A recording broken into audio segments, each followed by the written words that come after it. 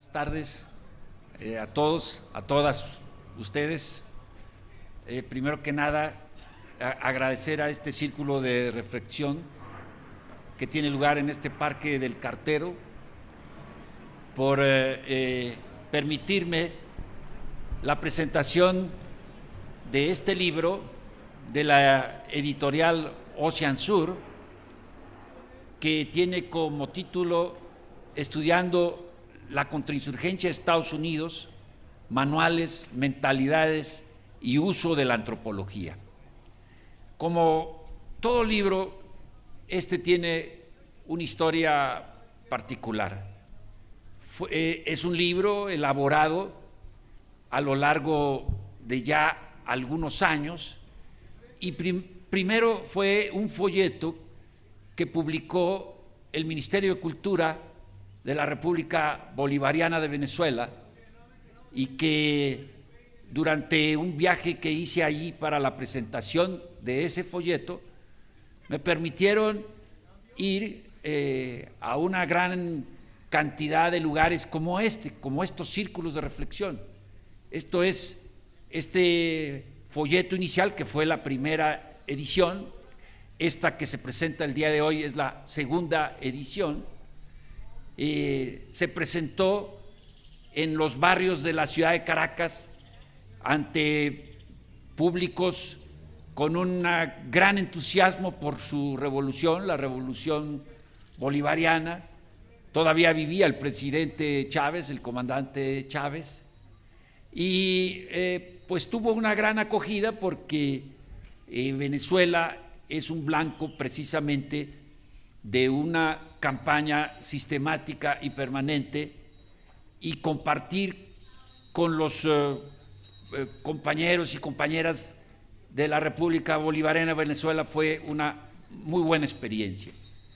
La cuestión es que una vez que ese folleto había sido hecho, constantemente caían en mis manos manuales de contrainsurgencia escritos en el idioma inglés, y poco a poco fui elaborando más y más capítulos, más y más páginas, hasta terminar con lo que es esta segunda edición que se presenta el día de hoy. El libro se basa, pues, en la lectura de manuales de contrainsurgencia, alrededor de 5 o 7 manuales, ya no recuerdo exactamente el número, y en ellos algo que me llamó poderosamente la atención fue el uso de las ciencias sociales en la contrainsurgencia, y particularmente, como mi profesión es la de antropólogo, el uso de la antropología en la contrainsurgencia. Entonces el libro da cuenta de un programa específico que en el año 2007 ofreció una antropóloga que se llama Montgomery McFadden al entonces secretario de la Defensa de Estados Unidos, el señor Gates, y que consistía en que los antropólogos jugaran un papel fundamental en las guerras del imperio.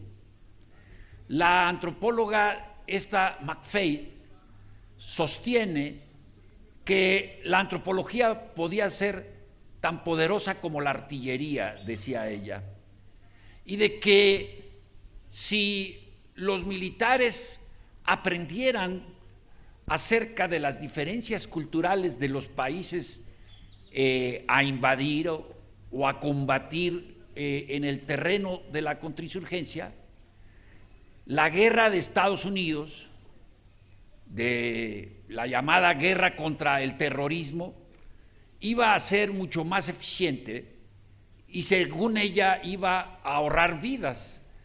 En realidad, a la señora McFadden no le preocupa para nada el ahorro de vidas de los países invadidos, sino de las vidas de soldados estadounidenses. De esta manera, poco a poco, la señora McFadden logró convencer a este secretario de la Defensa y se estableció un programa que hasta la fecha dura en el ejército estadounidense, en las Fuerzas Armadas estadounidenses, que consiste en preparar equipos que le llaman ellos equipos humanos en el terreno, compuestos de al menos 2 o 3 científicos sociales, antropólogos en su mayoría, pero también de una persona o dos que hable la lengua del lugar, por ejemplo, el árabe en el caso de Irak o de Afganistán, ¿no? Las lenguas, si es necesario, las lenguas que se hablen en el terreno a invadir, y que haya también mujeres, puesto que en la guerra de contrainsurgencia tienen su política de género y sostienen ellos que es necesario que el equipo tenga una mujer para poder introducirse en lo que podría ser esa base básica de las culturas encargadas en su gran mayoría de la reproducción cultural, y de esta manera ser más eficientes en lo que podría ser una visión de la guerra de contrainsurgencia.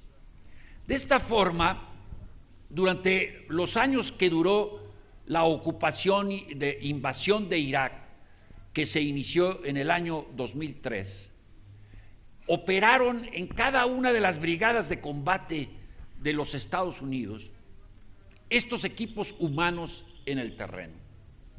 Si ustedes ven en el libro, en la contraportada se ve precisamente a una antropóloga estadounidense que está entrevistando a una viejita, seguramente en Irak o en Afganistán.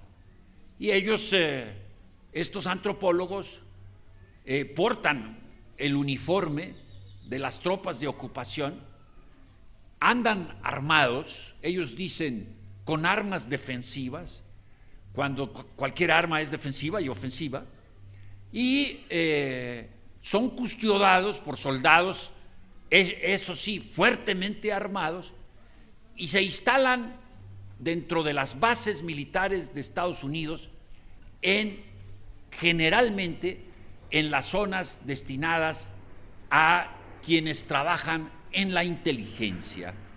De tal manera que a todos los fines del análisis, los antropólogos y los equipos humanos en el terreno forman parte de las tropas de ocupación y de las tropas que llevan a cabo estas tareas de la contrainsurgencia.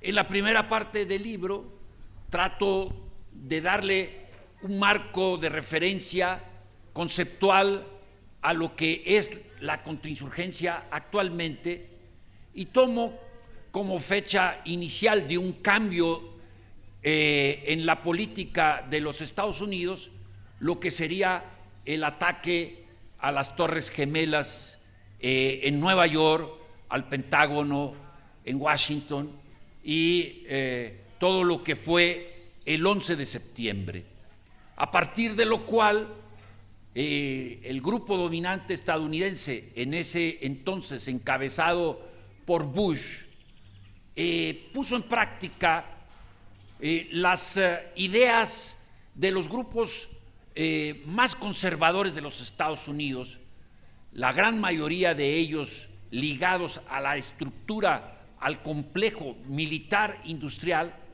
que es el que realmente manda en los círculos gobernantes de este país, y inició lo que se ha dado en llamar la guerra contra el terror. La guerra contra el terror, en realidad, profundizaba ya muchas de las tendencias que a partir de la Segunda Guerra Mundial habíamos observado con respecto a Estados Unidos. Habíamos visto cómo Estados Unidos había participado en cuanto golpe de Estado, tanto en América Latina como en otras regiones del mundo entero, y había estado apoyando a cuanto dictador había en cualquier parte del mundo, siempre y cuando satisfaciera los intereses de los Estados Unidos. Recordarán ustedes cuando a un presidente de Estados Unidos le dijeron que Somoza, le recordaron que Somoza era un hijo de puta, y entonces dijo, sí, es un hijo de puta, pero es nuestro hijo de puta. Entonces, vemos cómo la política de los Estados Unidos ha sido apoyar a los grupos dominantes.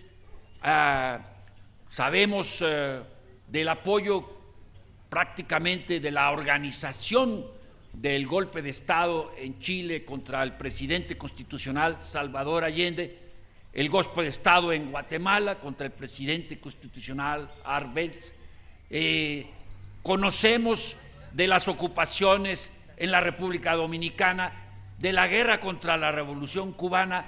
O sea, Estados Unidos ha sido un país contrainsurgente, un país que tiene una larga historia de intervenciones sangrientas, ha sido el apoyo de cuanta guerra de contrainsurgencia ha habido en el planeta, y con aquellos que tienen un poquito más de 50 años recordarán lo que fue la guerra de Vietnam, perdida ya por el imperio o el colonial francés, retomada por los Estados Unidos, y de cómo Estados Unidos se esfrancó en la guerra de Vietnam.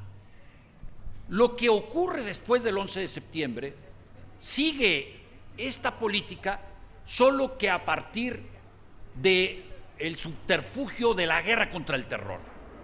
¿Por qué? Porque habiendo desaparecido la Unión Soviética y el campo socialista de Europa del Este, entrando China a lo que podría ser un desarrollo capitalista, Estados Unidos requería de un subterfugio, de una justificación ideológico-política que permitiera seguir reproduciendo los intereses de ese complejo militar industrial.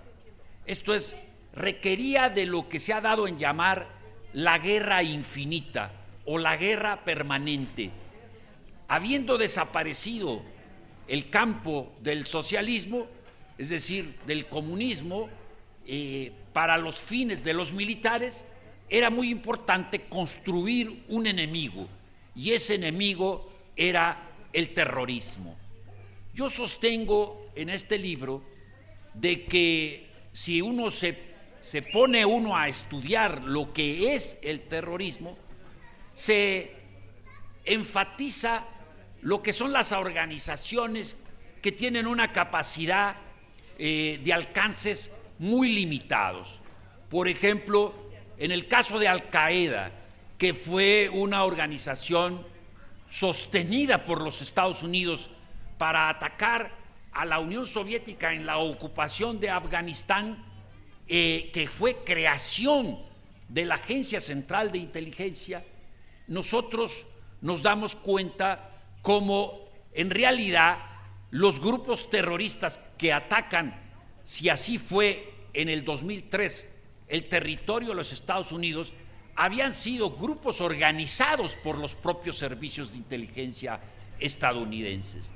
De tal manera que si vemos las bajas que se tuvieron con los ataques al Pentágono o incluso a las Torres Gemelas, alrededor de 4,000, 5,000 muertos en total, no se compara con lo que fue después del 2003 la ocupación al territorio de Irak.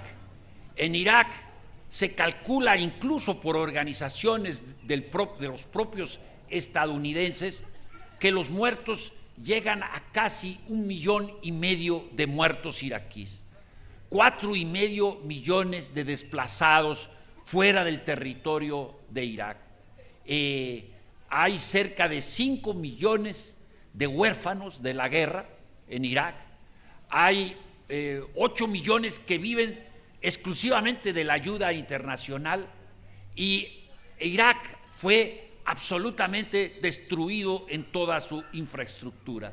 A mí me tocó visitar Bagdad, Irak, en 1989, y el Irak que yo conocí era un país próspero, era el más progresista de los países árabes, que, bueno, Saddam Hussein, como ustedes saben, mantenía un gobierno duro, combatió al Partido Comunista, combatió a los kurdos de manera brutal, pero Saddam Hussein era un gobernante que elevó a través de la renta petrolera el nivel de vida de los iraquíes de una manera notable, de tal forma que cuando yo visité Irak vi una infraestructura de vivienda, de hospitales, de universidades, de centros de estudio donde las mujeres estudiaban, vi una población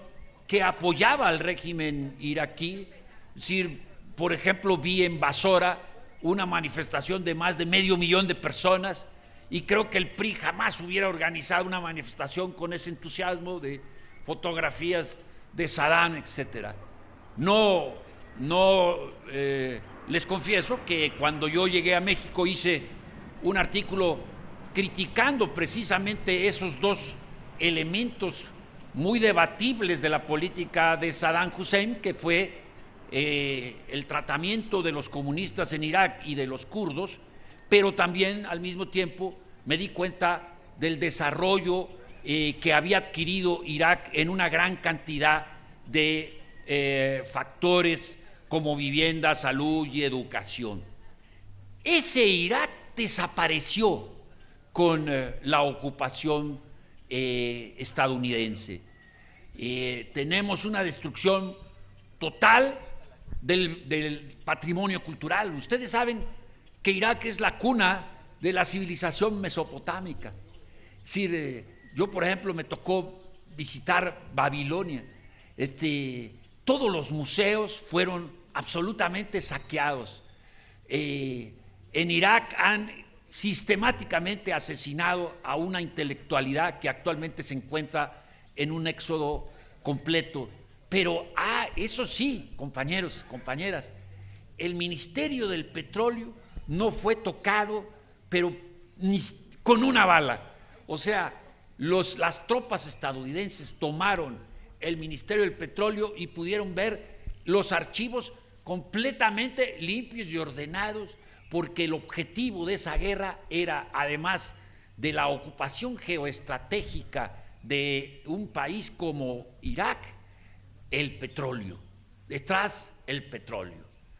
De esta manera, nosotros, siguiendo la lógica de lo que le dijo Garganta Profunda a estos dos periodistas que descubrieron lo del Watergate, ya saben lo que les dijo follow the money, o sea, sigan el dinero.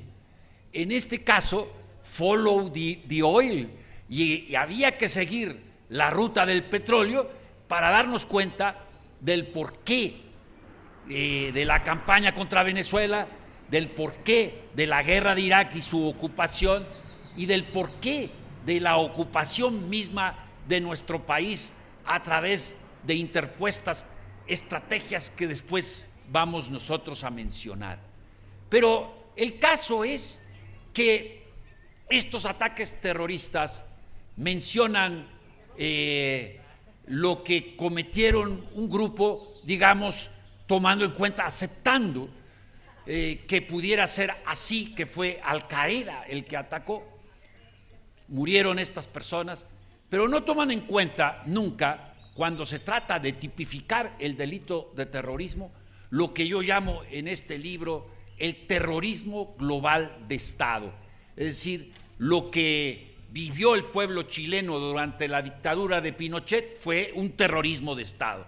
Lo que vivió Argentina después del golpe de los militares fue una dictadura de Estado.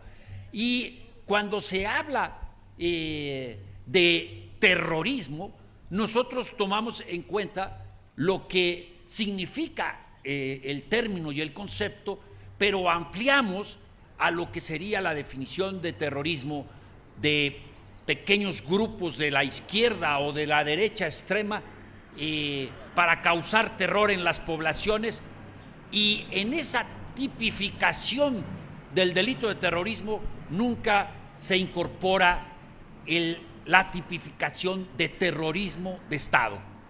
Incluso cuando se discutió el concepto en Naciones Unidas, los países imperialistas se negaron a que se añadiera la tipificación de terrorismo de Estado, de tal manera que no hay un solo código legislativo donde esté incluido el concepto de terrorismo de Estado. México, obsecuente como es a las indicaciones de Washington, después del 2003, sus legisladores de todos los partidos políticos tipificaron el delito de terrorismo sin haber ocurrido aquí un solo acto terrorista. Es decir, vemos después del 2003 lo que podría ser una extraterritorialidad de las leyes del imperio, de tal manera que se aplican las leyes de las corporaciones, las leyes que obligan, como la compañera me preguntaba, a pagar estas deudas buitre o estos fondos buitres, obligan pues a que las corporaciones nunca pierdan y siempre ganan. Esto fue lo que ocurrió con el delito de terrorismo. Lo que hago en el libro es meterme a estudiar estos nuevos manuales. Un manual especial es el M324, es un manual en donde por primera vez los antropólogos entran a la definición de una serie de conceptos muy comunes en la antropología, pero que ahora, a partir de la propuesta de la antropóloga Montgomery McFay, iba a poner en práctica en las guerras del imperio. De tal manera que como además los países invadidos, como el caso de Irak o Afganistán, son países con una gran multiplicidad de representaciones étnicas, lingüísticas y culturales, entonces los antropólogos proveían a los militares de estos conceptos importantes en el campo de la antropología y que podían ser útiles para la conquista y la guerra de la contrainsurgencia.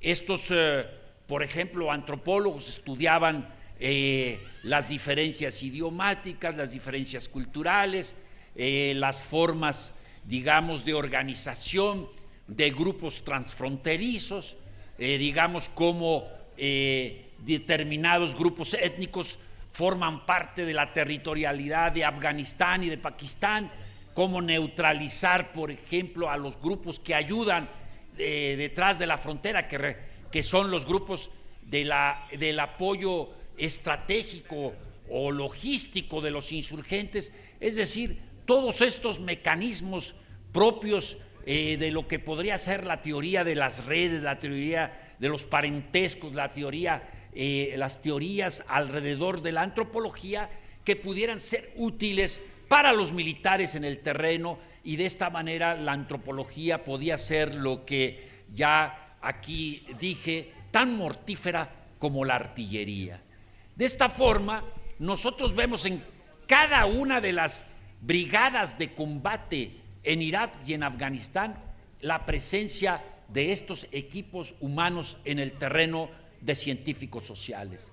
Pero no solamente de científicos sociales, antropólogos, hay psicólogos que han ayudado, por ejemplo, a todo el campo de los especialistas en la tortura, por ejemplo, de cómo los hombres educados en la fe musulmana sienten una especial aversión a tocar otras mujeres, y por lo tanto, si se les daban las torturas de la manera como se les empezó a dar, y que salieron fotografías de ello con mujeres infligiendo las torturas, iban a romper su capacidad de respuesta. Es decir, psicólogos estudiando la mentalidad de los prisioneros para poder ser más útiles para quebrar las voluntades, antropólogos para quebrar las voluntades.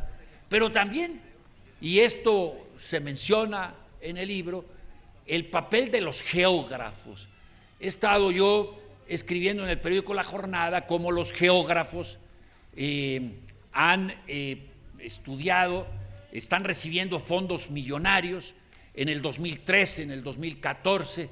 Este viernes que entra, lea mi artículo de La Jornada, toca precisamente uno de los últimos fondos millonarios de la iniciativa Minerva, que es un consorcio para dar apoyo financiero a las universidades estadounidenses de excelencia, no a las universidades ahí desconocidas, no, universidades prestigiadas, como la de Chicago, como la de Washington o como la de Harvard. Por ejemplo, leerán ustedes el próximo viernes cómo la Universidad de Washington y la de Harvard están llevando a cabo estudios sobre los movimientos sociales de 63 países en el mundo, movimientos sociales de 63 países en el mundo. Ustedes que van a mapear esos movimientos y lo van a cruzar con 216 variables para ubicar el tipo de movimientos que son. Y no crean usted que son movimientos terroristas, ni mucho menos. Incluso a este grupo de científicos sociales les interesa saber cuándo movimientos sociales, yo me imagino que ya ubicaron al parque del cartero en la colonia postal, se transforman en apoyadores de lo que ellos llaman la violencia política. Y aquí es todo tipo de grupos que están en contra de las políticas de los estados entreguistas como el mexicano o el estado colombiano o el estado peruano, y que evidentemente les interesa mucho el tipo de movimientos pacíficos que dicen ellos que son como los grupos de la militancia simpatizante de los grupos violentos. Es decir, ya no pasan solo de los llamados grupos, entre comillas, terroristas, que debieran estudiarse mejor a sí mismos, sino que van a todo tipo de grupos. Les interesa, por ejemplo, el estudio de los movimientos indígenas. ¿Por qué les interesan los movimientos indígenas? Pues sencillamente porque los pueblos indígenas tienen un pecado para los estrategas militares estadounidenses que se llama propiedad colectiva de la tierra. Y para ellos la propiedad colectiva de la tierra es la matriz de la insurgencia, la matriz de la criminalidad, la matriz de todos los males posibles. Por eso están mapeando a nivel mundial los lugares donde no hay propiedad privada, e incluso están haciendo compras de propiedades. Es decir, por ejemplo, hay compras de terrenos en las costas mexicanas ahora que estos vendepatrias abrieron la venta a los extranjeros, y por lo tanto les interesa romper la organización colectiva. De ahí que no nos sorprenda para nada que detienen a Mireles el día de ayer, porque evidentemente que Mireles representa a los irreductibles de los autodefensas.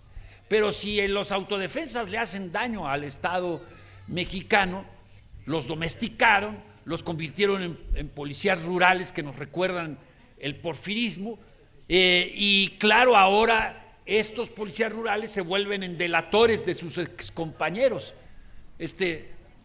Bueno, el libro habla sobre estos fenómenos, estos procesos, el uso de las ciencias sociales, la manera como se incrustan en nuestros países, y entonces toca varios temas y formas que nos llevan a México.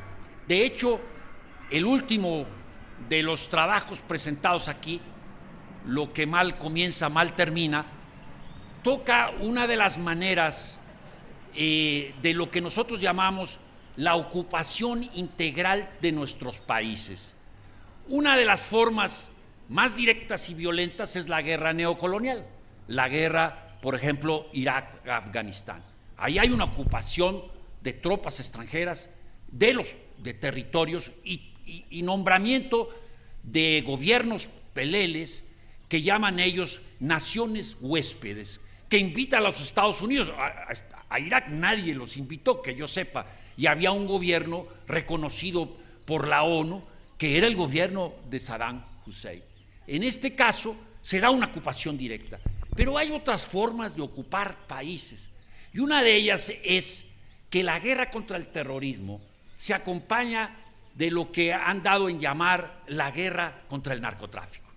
Entonces, aquí nosotros nos vamos directo a lo que podría ser el caso mexicano. En el caso mexicano no se utilizó, también un país petrolero, qué casualidad, además pegado a la frontera de los Estados Unidos, no se utilizó la ocupación directa con tropas. Pero, ¿qué es lo que hemos visto a partir de la guerra que declaró el señor Calderón, de la guerra contra el narcotráfico, sino la ocupación militar del país por su propio ejército y las fuerzas de seguridad policíacas y de todo tipo? Hemos visto en todos estos años una guerra que ha, a la fecha, causado alrededor de 120,000, 140,000 muertos. Yo comparo siempre con los muertos de la guerra que me tocó a mí en Nicaragua. En Nicaragua, del 80 al 90, se tuvieron 50,000 muertos. Y la guerra en Nicaragua era guerra incluso con algunos combates de carácter muy convencional. O sea, había catiuscas, yo no sé si conozcan ustedes, estas catiuscas son como tubos, ¿verdad?, que disparan, cohetería, había pues bazucas, había tanques. O sea, era una guerra de carácter, como se llamó en su momento, no de baja intensidad. A mí nunca me ha gustado el término de baja intensidad, porque toda guerra es de alta intensidad, mortífera, y en ese caso provocó 50,000 muertos. Aquí, los 6 años de la guerra de Calderón, con los que tenemos del analfabeta funcional que tenemos como presidente, que no puede decir estrategia de corrido, esa guerra tiene más de 120,000 muertos, tiene 250,000 desplazados, tiene un sinnúmero desconocido de desaparecidos, que son muchos de ellos desaparecidos forzados, o sea, en donde el Estado directamente tiene que ver por esas desapariciones, y ha ocasionado la militarización del territorio, el crecimiento exponencial de lo que sería el presupuesto militar, el aumento casi 100% del salario de los militares, y lo que ha sido también durante todos estos años el fenómeno de la penetración del crimen organizado a las Fuerzas Armadas mexicanas y de seguridad. De tal manera que no nos sorprenda que Mireles, que estaba a punto de tomar Lázaro Cárdenas, sea detenido. Sorpresa, estaba armado. O sea, ¿cuántos años tiene Mireles? Lleva casi 1 año y medio armado. Todos sus grupos han sido armados, y de pronto el gobierno federal descubre que Mireles así portaba armas de uso exclusivo de las Fuerzas Armadas, y entonces los detienen. Entonces nosotros vemos cómo en realidad la cuestión de la complicidad entre el crimen organizado y los poderes constituidos es una y la misma cosa, porque estamos acostumbrados a ver el crimen organizado como lo bueno, lo malo, cuestiones de carácter de salud pública, pero no lo vemos desde el punto de vista político y económico. Desde el punto de vista económico, el crimen organizado, que no es solo narcotráfico, es una corporación más que ocupa territorios, que desplaza poblaciones para quedarse con los territorios, que obliga a poblaciones al sembradío de la marihuana o de la amapola. Es decir, el crimen organizado constituye una corporación capitalista más, y así hay que verla. Una corporación capitalista más que evidentemente como como las tiendas de Slim, tiene de todo. O sea, ahí hay trata de personas, llámese migrantes, prostitución, niños, órganos, etcétera. Y tiene, por ejemplo, los templarios, su principal negocio estaba en el envío de hierro a China. Es decir, ¿y por qué Lázaro Cárdenas? Ustedes se preguntan a mí, ¿por qué Lázaro Cárdenas? Pues porque Lázaro Cárdenas, debido a la caída del río Balsas, es el puerto con mayor profundidad que existe tanto en el Atlántico como en el Pacífico. Son 60 metros. Es decir, todo actualmente se lleva a cabo por contenedores. Y en Lázaro Cárdenas pueden llegar barcos de 8,000, de 12,000, de 18,000 contenedores. Es un puerto de gran calado, o sea, entre más contenedores, el barco se hunde más y necesita mayor profundidad de aguas. Es un mar de aguas profundas el que está ahí en Lázaro Cárdenas.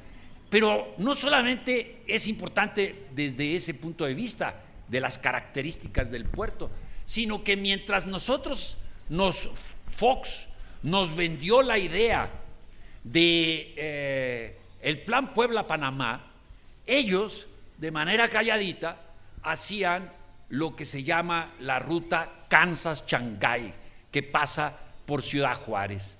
Y por eso, pues, en esa ruta Kansas-Shanghái, que va a Lázaro Cárdenas y que termina ahí, se transportan de manera más barata y de manera más rápida y de manera más eficiente todo tipo de mercancías de Estados Unidos al Asia. Por eso se llama la ruta Kansas-Shanghái.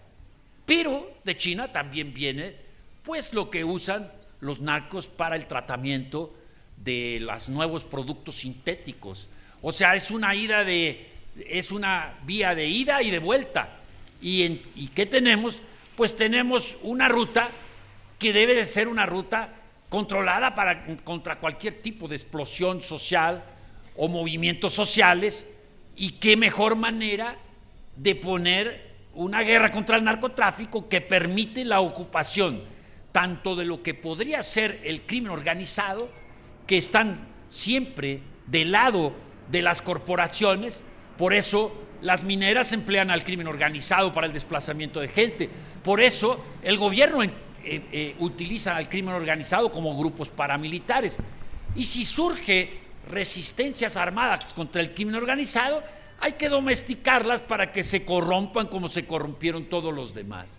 Porque el combate contra la crack policía comunitaria, una y otra vez están queriendo desde adentro destruirla.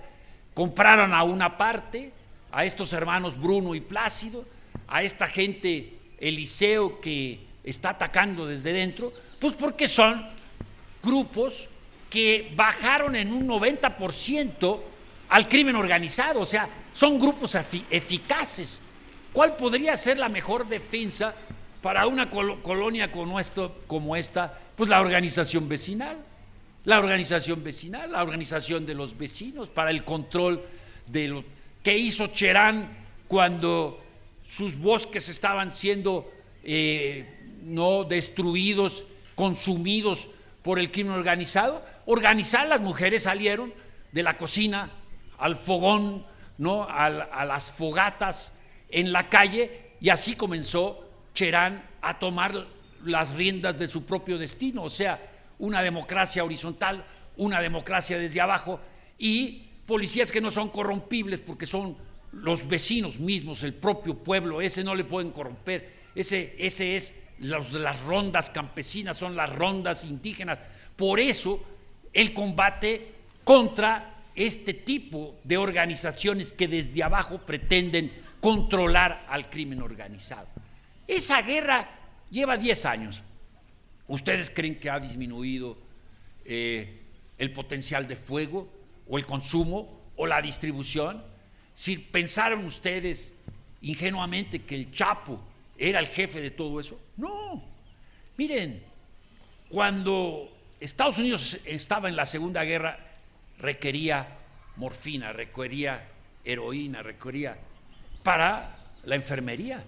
Y fue cuando por primera vez se comenzó a sembrar productos en Sinaloa. Ahí comienza, bajo un programa secreto entre Estados Unidos y México, comienza a sembrarse en Sinaloa. Ahora pues es el cartel más importante, que el Chapo recluido, eso no importa. Entonces nosotros sostenemos en este libro y en otros que han salido, hay un libro que les recomiendo muchísimo, que se llama Violencias de Estado, de Pilar Calveiro, Violencias de Estado, la guerra contra el narcotráfico y el terrorismo como medios de control social, en donde con toda claridad la compañera Calveiro nos explica cómo actúan estas dos guerras y lo que resulta de estas dos contra el narcoterrorismo para ocupar países. Y eso fue lo que ha estado ocurriendo en países como el nuestro.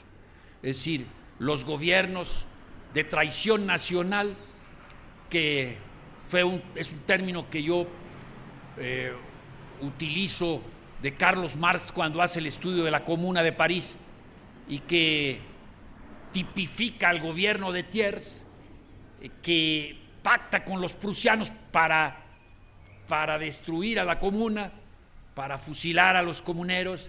Entonces Marx utiliza el término de gobierno de traición nacional. En México lo que tenemos nosotros son gobiernos de traición nacional. Han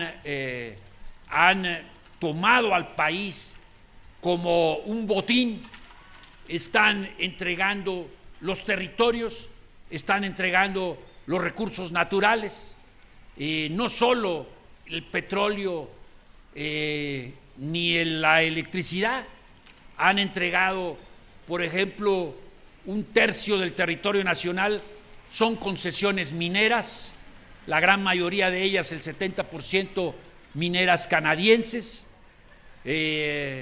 Por ejemplo, en Morelos nosotros llevamos a cabo la lucha contra una concesión minera de la Esperanza Silver, cuya matriz está en Canadá. Esa minera tiene la concesión de 15,000 hectáreas. Dentro de esas concesiones de la Esperanza Silver, que ahora las vendió a otra minera canadiense, está un patrimonio de la humanidad, Xochicalco. Fuimos a hablar con el que fue brevemente director del Instituto Nacional de Antropología e Historia, donde yo trabajo, y le dijimos a el coordinador nacional de arqueología, Xochicalco está dentro de una concesión minera. No, hombre, ustedes y no sé qué, no sé cuánto. Entonces, cuando le mostramos el mapa de la concesión y le demostramos que estaba ahí, claro que ese coordinador de arqueología del Instituto Nacional de Antropología es otro de los vendepatrias.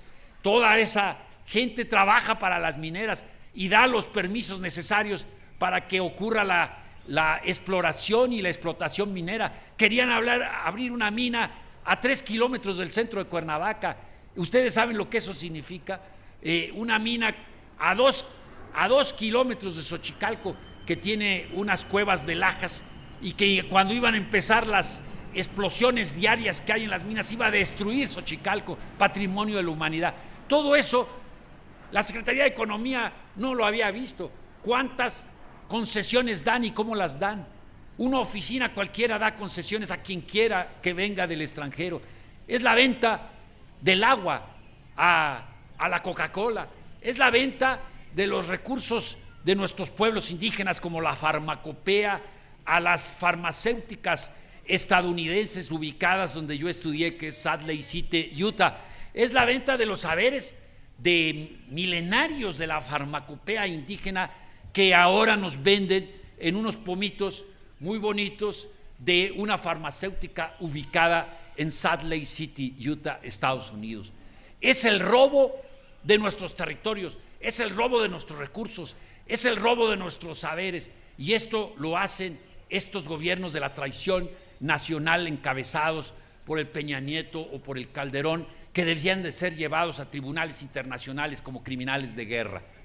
De eso trata este libro, y les dice cómo este ambiente de crispación social es precisamente para quitarnos las organizaciones colectivas, para que no haya espacios como este, para que se intente boicotear procesos como el que tienen lugar aquí de concientización colectiva, para que haya agentes indirectos o directos que nos lleven al hedonismo, que nos lleven a la preocupación exclusiva, al individualismo, a las juventudes narcisistas que viven clavados en un teléfono, chateando, mandando, y que eso es lo que quieren, que la religión ahora sea los malls, los templos, los malls, ahí se citan, ahí se ven.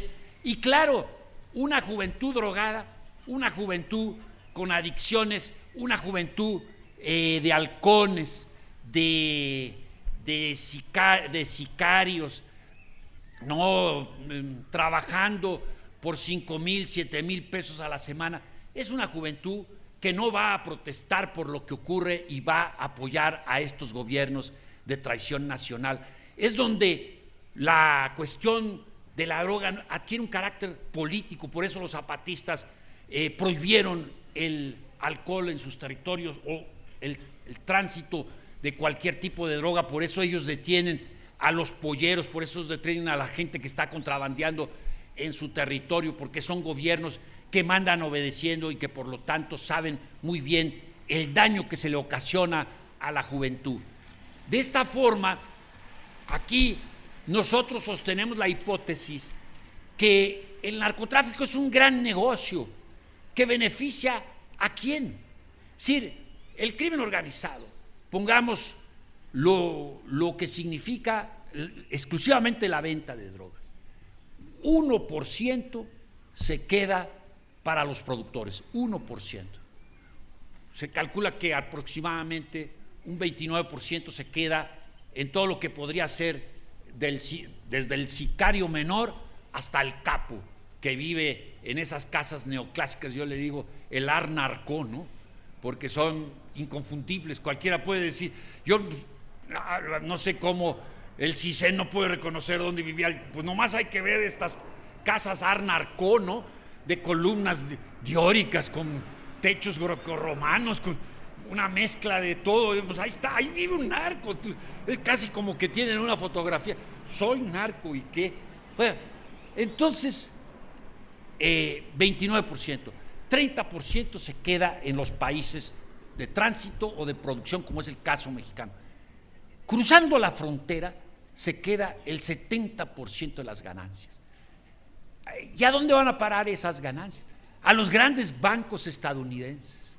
Fíjense ustedes, en Afganistán, el gobierno talibán, que no fue un gobierno de mis simpatías, con lo que hizo con el patrimonio cultural, con lo que hizo con las compañeras mujeres, un gobierno sexista, patriarcalista, etcétera.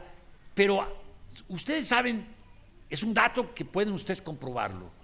Naciones Unidas reconoció que el gobierno talibán redujo en un 90% la distribución y la siembra, etcétera, destinado a la droga, en un 90%. Con las tropas de ocupación encabezadas por Estados Unidos, creció 4 veces lo que había antes de los talibanes, 4 veces. ¿Qué nos indica esto? ¿Cómo un territorio vigilado por los drones, por todo el aparato de inteligencia estadounidense, británico, francés, etcétera, puede pasar desapercibido que ha crecido 4 veces la importancia de Afganistán como un país productor de droga para Europa? ¿Y a dónde va a parar todo ese dinero? A los respetables bancos europeos, que son los aliados de los Estados Unidos, de este imperialismo mundial encabezado por los Estados Unidos. Entonces, follow the money nos lleva a ver que las ganancias del narcotráfico en su gran mayoría se quedan en Estados Unidos y a nosotros nos dejan los muertos y los desplazados y la militarización y los territorios ocupados por los ejércitos de ocupación, cipayos o locales, ¿verdad? Entonces, vemos cómo la guerra contra el narcotráfico es una manera de ocupar un país, que fue lo que pasó con nosotros, lo que está pasando. Termino, compañeros, compañeras, diciéndoles que el libro les da una guía para sus propias reflexiones, para sus propias investigaciones.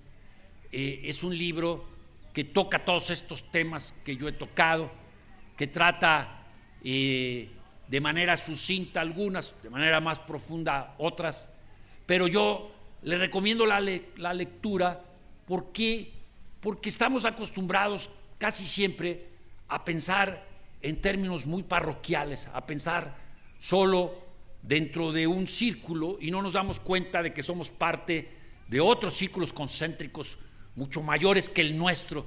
Y luego ocurre muchas veces, como me dijo un compañero de Cherán, yo fui a platicar ahí con ellos, con la ronda comunitaria, porque ellos pensaban que que los males de Cherán se debía a un pueblito que fueron de los que empezaron a trabajar para el narco, y entonces decían, a eso se debe. Bueno, ellos son víctimas y victimarios, pero víctimas al fin de un fenómeno mucho más grande, que es este que les estoy exponiendo. Es un fenómeno que nos lleva a considerar que el cártel más grande del mundo se llama DEA, o sea, que ellos son los que controlan los mercados, ellos son los que controlan la distribución, hacia dónde entran, cómo entran, ¿verdad? El compañero, uno de los compañeros que ha estado estudiando estos procesos se preguntaba qué pasaría si de pronto no entrara droga a los Estados Unidos. ¿Qué pasaría?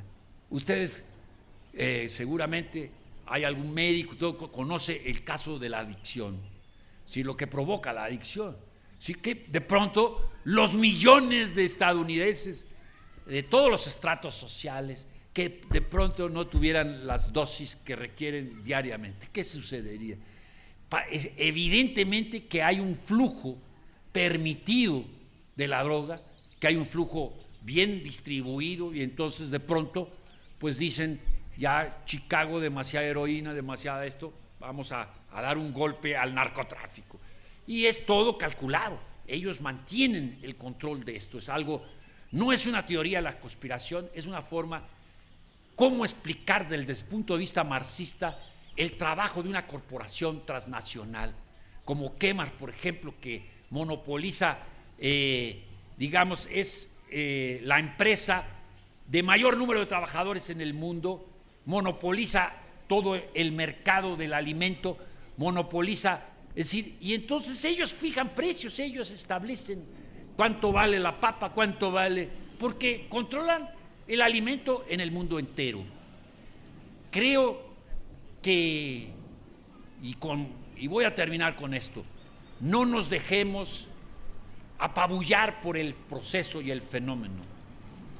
Si nosotros de pronto viendo estos contextos globales y nacionales, nos dejamos dominar por el derrotismo, por la pasividad, nos vamos a nuestras casas para refugiarnos en el mundo de lo privado y abandonamos el terreno de nuestras luchas, el terreno del individualismo, del hedonismo.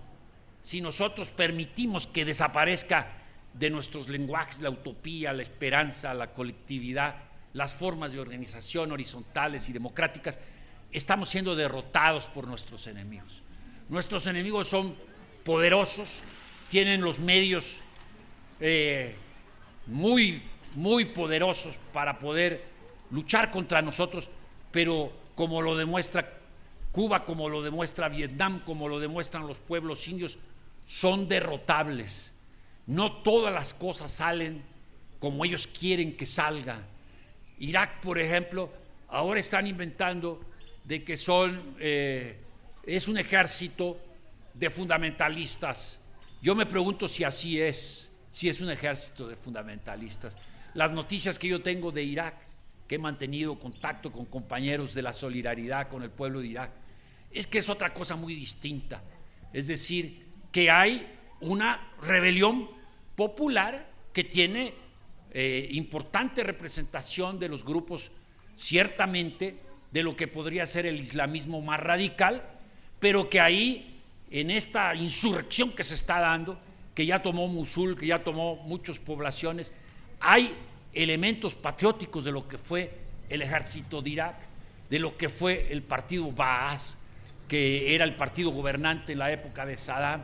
Es decir, no nos dejemos llevar por lo que nos dicen los medios de propaganda. Aquí estuvo ya Carlos Facio, mi amigo Carlos Facio, de este terrorismo mediático. No nos dejemos llevar, leamos entre líneas y veamos lo que ocurre en muchos lugares de Europa, estas manifestaciones de los jóvenes, de los estudiantes en Chile, de los mapuches, todas estas rebeliones, y hagamos armas de construcción masiva, que son las formas colectivas y democráticas de organización. Entre más democráticas, entre más masivas, no demos nuestra representación en nadie más que nosotros mismos. Nosotros, le preguntaron, un antropólogo fue a un grupo tribal en África y les preguntó: ¿y ustedes tienen líderes? Y dijo: sí, tenemos líderes. Cada uno de nosotros es líder de sí mismo. Entonces, nosotros tenemos que descansar en ese tipo de liderazgo.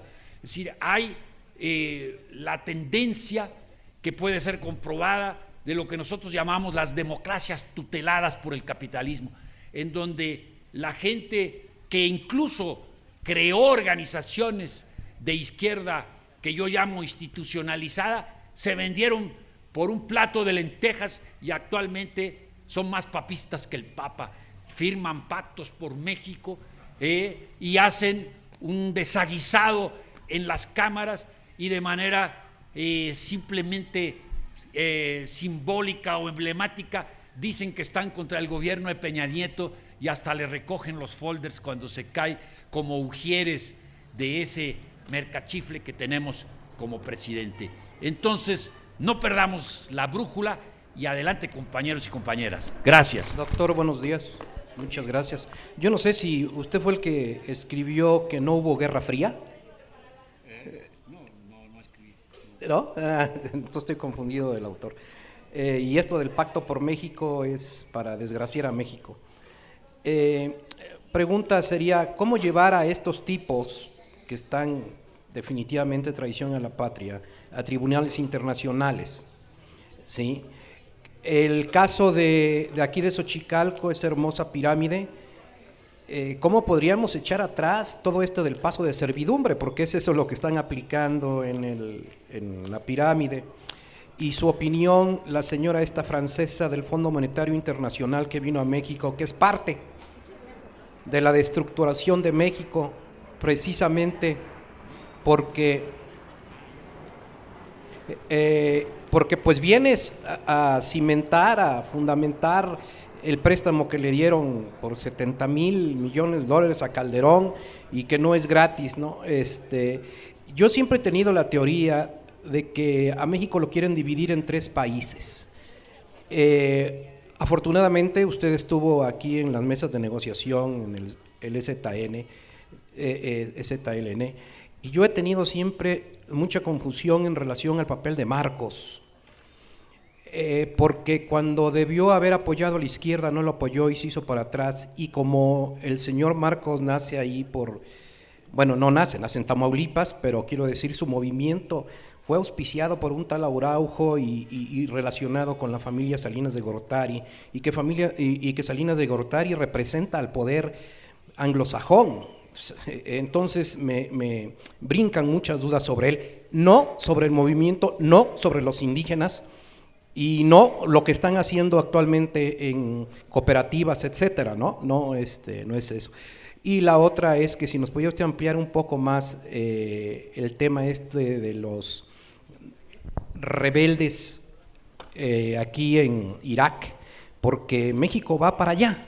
Yo también he sostenido que México será la Palestina del Sur en no muy largo tiempo. Estos señores de ISIS, ¿no? Donde absolutamente están muy bien organizados, están recibiendo mucho dinero, tienen una política geoestratégica sobre los campos petroleros, ya tomaron pozos, y entonces es muy dudoso toda esta situación. Entonces tengo más preguntas, pero creo que con eso. Gracias.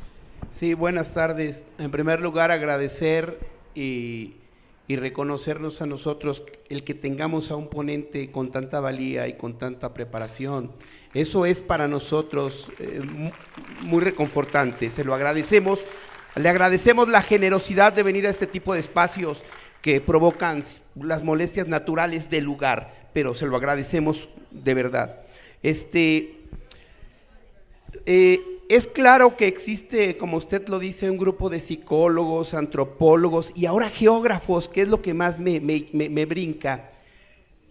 ¿Cuál es el objetivo de todo este grupo de especialistas, de estudiosos, de investigadores que están trabajando en nuestros países?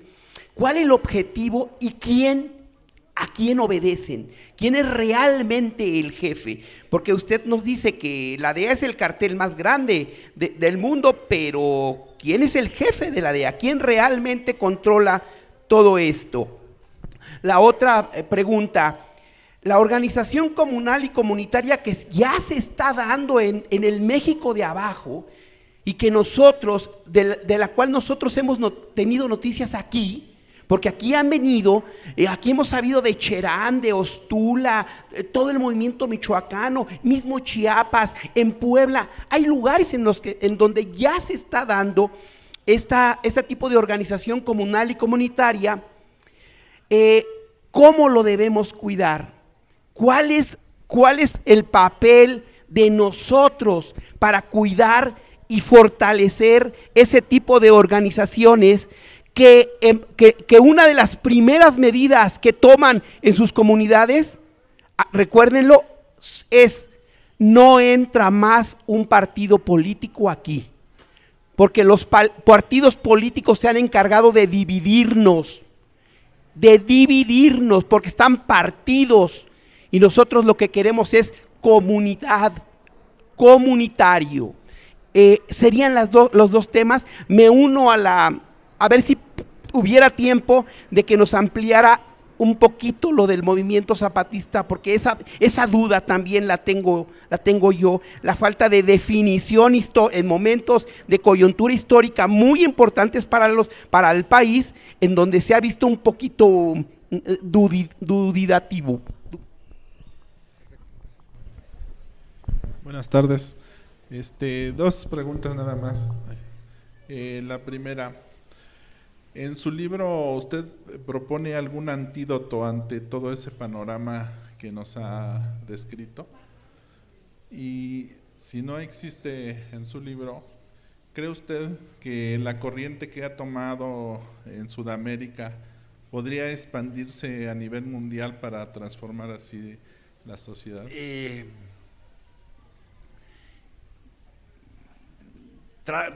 Contestaré la cuestión de los geógrafos, que es muy puntual. Los geógrafos, sí, todos estos proyectos, ustedes pueden, incluso quienes puedan leer en inglés, verlo en la página de una página que se llama Minerva Initiative. Y ahí, en uno de los artículos últimos de la jornada, yo doy las coordenadas de Minerva. Es un consorcio que cada año da a 12 proyectos millones de dólares para estudiarnos a nivel mundial. Entonces, un proyecto de esos que fue premiado por millones de dólares, 3,5 millones de dólares, se llamó el Proyecto México Indígena, que dirigió el presidente de la Asociación de Geógrafos de Estados Unidos, que tiene su trabajo en la Universidad de Kansas. Este proyecto fue denunciado porque Esto está financiado directamente por el Departamento de Defensa. Y ustedes pueden ir y ver, por ejemplo, México Indígena, y ver cómo en un PowerPoint, ahí están fotografiados los estudiantes. A este proyecto se incorporó la Universidad Autónoma de San Luis Potosí. Escribí esto y de Honduras me escribieron y descubrí que el proyecto ahora se mudó a Honduras. ¿Por qué Honduras?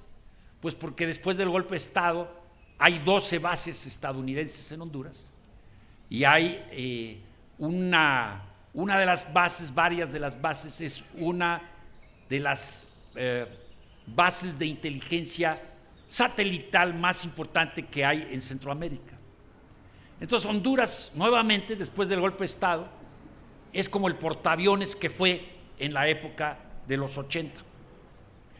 Y en Honduras está ahorita un proyecto de millones de dólares con indígenas, misquitos y de otras etnias de Honduras, porque están mapeando las comunidades indígenas en ese país. Entonces, estos geógrafos están actuando de esa manera. Se llaman expediciones Boudman o Boudwan, no me acuerdo cómo se llama exactamente. Bueno, entonces esto es en cuanto a la cuestión de los geógrafos. Sobre los rebeldes de ISIS, yo tengo mis dudas sobre la naturaleza misma de esa fuerza.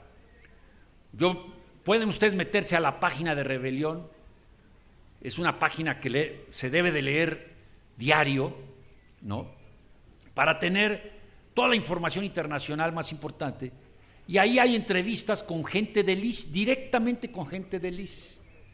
Y si uno ve lo que ellos dicen, entonces hay de todo dentro de ISIS, pero hay una cosa que me llama poderosamente la atención: son antiestadounidenses, son antiocupación y son contra el gobierno pelele que dejaron los estadounidenses. Bueno, yo me pregunto si realmente todo lo que dicen los periódicos sobre ISIS, en contra de ISIS, o sobre que son una especie de demonios, es verdad.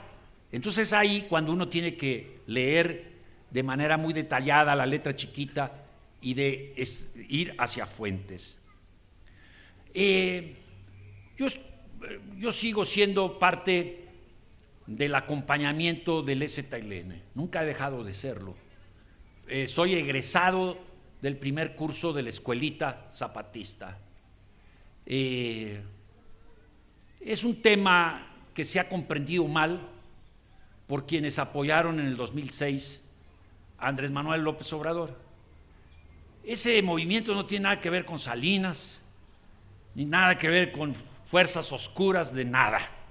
Es un movimiento de los indígenas que surge en el 94 y que hasta la fecha resulta en este mar de proyectos, unos fracasados, otros semifracasados, un proyecto que goza de cabal salud.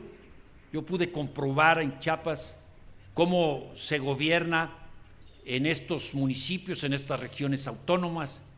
Vi los alcances de la Ley Revolucionaria de Mujeres, la mayoría de las mujeres, de las maestras eran mujeres, la participación de los jóvenes. Es un gobierno verdaderamente ejemplar, donde se manda obedeciendo, donde se rotan los cargos y las comisiones, y donde no hay ahí mesías, ni dirigentes históricos, ni nadie que les habla al oído, ni nada de eso. Entonces, por eso el apoyo y el respeto a el ahora desaparecido Submarcos y todos aquellos que estuvieron en ese proceso y que están en ese proceso y que murieron por ese proceso. Es un proceso que debemos apoyar y respetar. El antídoto del libro, pues el antídoto es la organización colectiva. Ahí en la escuelita la palabra que más se mencionó es organización. Ellos dicen, nosotros no estamos diciéndoles cómo se organicen, lo único que estamos diciendo es organícense, organícense, es la palabra que más se repitió. organícense de manera colectiva, con un ejercicio permanente de la crítica y de la autocrítica, para que no nos vuelvan, para que uno no vuelva a servir de carne de cañón electoral. Sí, yo respeto las formas de la organización ciudadana. Yo fui parte de eso. Yo ocupé cargos de responsabilidad en todo el aparato de lo que salí en el 2003, porque vi ya las tendencias de la corrupción, de que por un lado apoyaban la campaña del ingeniero Cárdenas y por el otro entraban en acuerdos en lo oscurito con Fox. Sí, vi las corrupciones en las delegaciones. Yo fui delegado de Tlalpan, vi las corrupciones donde, por ejemplo, en el gobierno nuestro no permitimos la instalación, nos ganaron una gasolinera. Vayan ustedes a ver las gasolineras que hay en Tlalpan, vayan ustedes a ver los desarrollos urbanísticos. Había un proyecto en especial que yo le puse freno, 1,475 casas de lujo detrás de TV Azteca.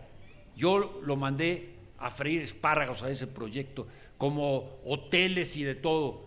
Quienes me siguieron ahora son dueños de hoteles y de antros y de todo.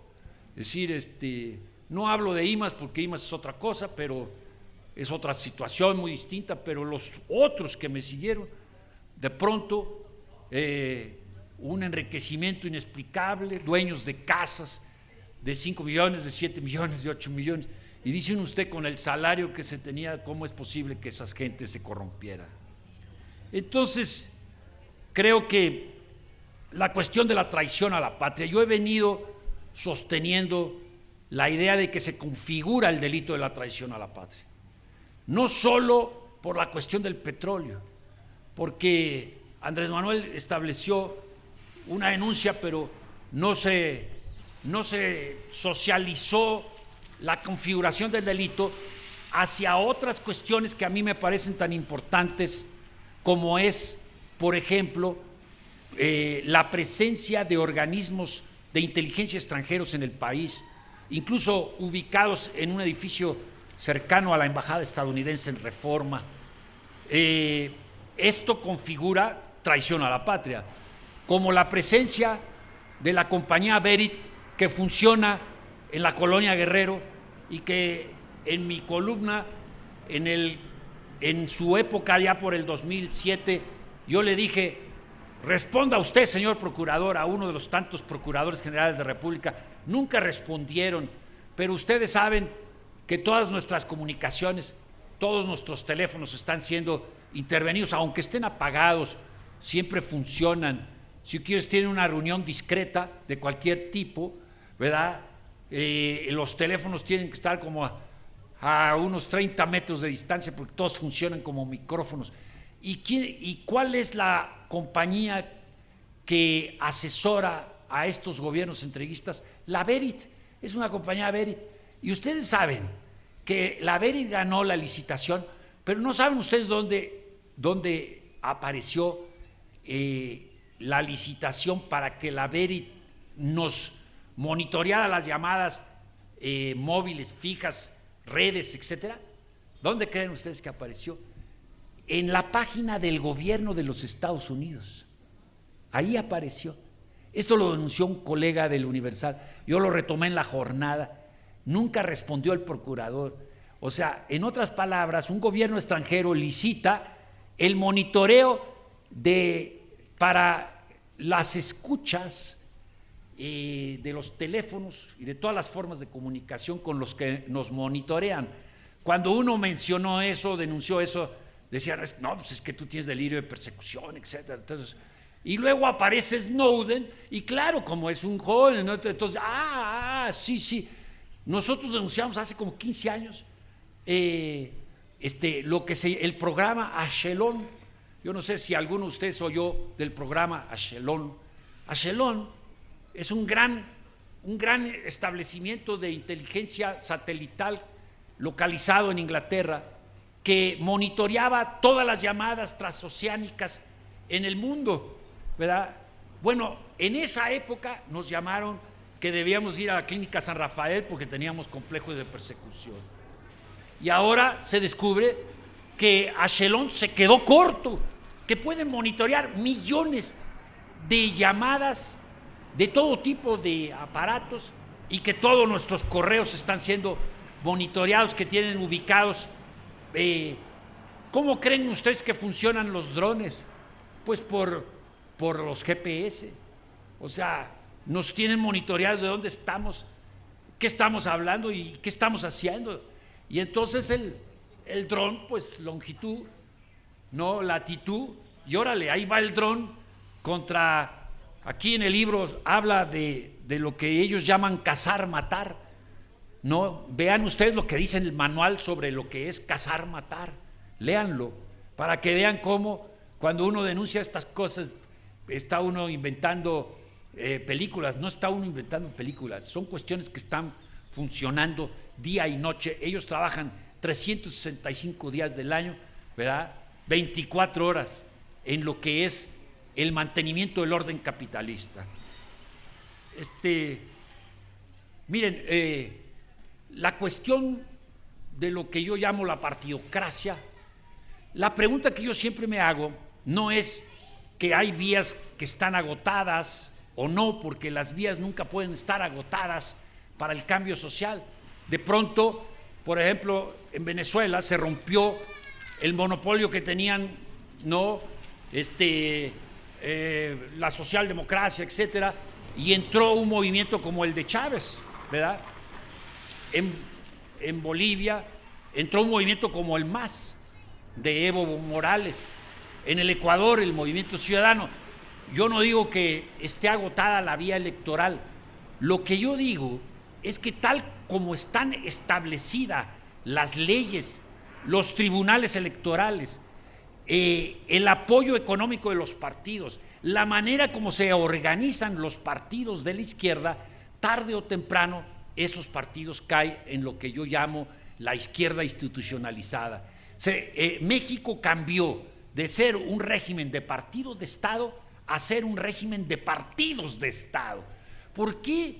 Porque el dinero de los partidos sirve para crear burocracias, para crear políticos de tiempo completo que viven del partido, que viven de los empleos en el gobierno de los partidos y que automáticamente se convierten en una burocracia que no quiere nadie más que estos puestos sean ocupados por otros.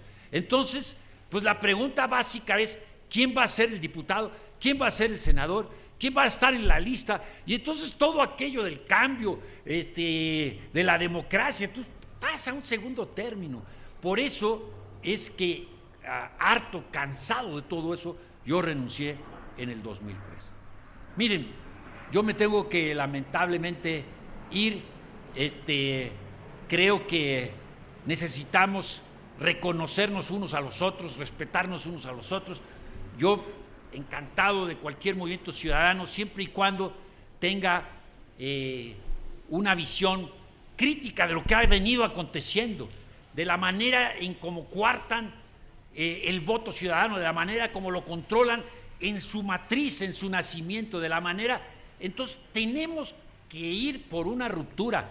No digo yo que la ruptura tiene que ser violenta, pero tenemos que pensar todos juntos y en cualquiera de los espacios que nos encontremos en la manera de romper la forma como han controlado hasta la fecha a los movimientos ciudadanos y libertarios. Entonces, por eso es que para mí es más importante estar apoyando el movimiento contra las mineras, el movimiento de apoyo a las luchas comunitarias, el movimiento de la CRAC, el movimiento de Cherán, movimientos que tienen una base colectiva, una base comunitaria y una base de democracia participativa. Muchas gracias y que sigan adelante en estas reuniones.